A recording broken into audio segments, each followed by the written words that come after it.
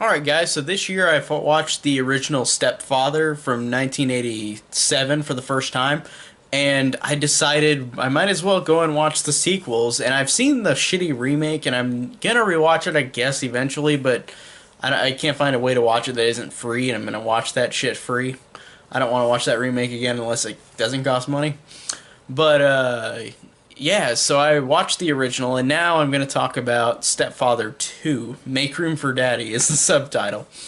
Now, this one, I think the basic plot is that Jerry from the last movie is like in an institution and he escapes.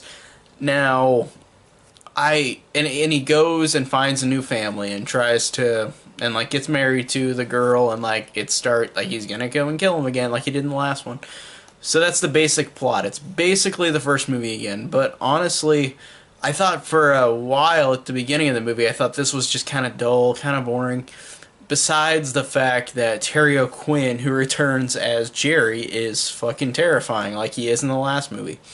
And in the first half, I thought was fine, but I thought it was just kind of I don't know, like it was okay, but then there was a moment in the movie where I just screamed "fuck you" at the screen because I hated how horrible Jerry was. But I love how this movie can make me feel that way.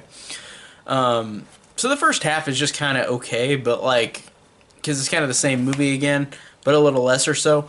But I thought it picked up after the second half. Now this has a really good cast too for a sequel. Like Meg Foster is like his new wife, and Jonathan Brandis is like the kid, and he was in the 1990 It, and he was also in Neverending Story 2, which was both from 1990, funny enough.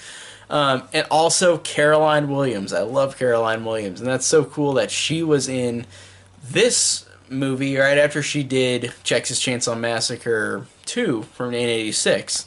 I thought that was pretty cool, and I think this came out in 89 or 90, but I like seeing her back because I really do like her as an actress, and I think she's really cute. And I think that she doesn't have much like she's only got a couple big roles so far, like in her life, and it's kind of a shame. I wish I would have seen her in a lot more things.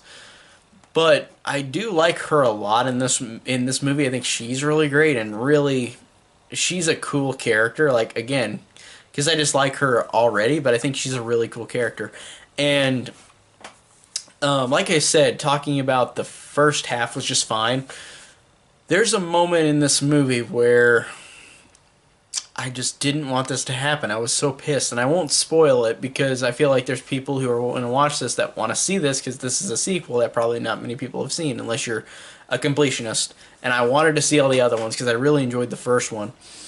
And there's a moment in this movie where I just sat there screaming "fuck you" at the screen because I was so pissed off because Jerry is such a horrible villain, and I really hated. I love to hate him because he was so good and so horrible, and he is just still terrifying and irredeemable. And in the end of the movie there's just a fantastic climax. It really does work very well at the end, and I love how they did a different kind of thing with the end of the climax. Like the location they put was a really cool new location. I like that it was at a moment of happiness, or trying to be a moment of happiness, but it didn't work. And the movie ends on a note where you don't know, will it have a sequel or will it not? But of course it did. There's Stepfather 3, so we did have a sequel, but still, I did like how there was that kind of ambiguity at the end.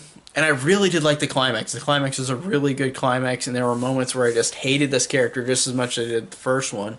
That this was really creepy and terrifying overall. So I really did enjoy Stepfather 2 on first watch. So my next review up will be for Stepfather will be Stepfather 3, which I hear Terry O'Quinn is not in it.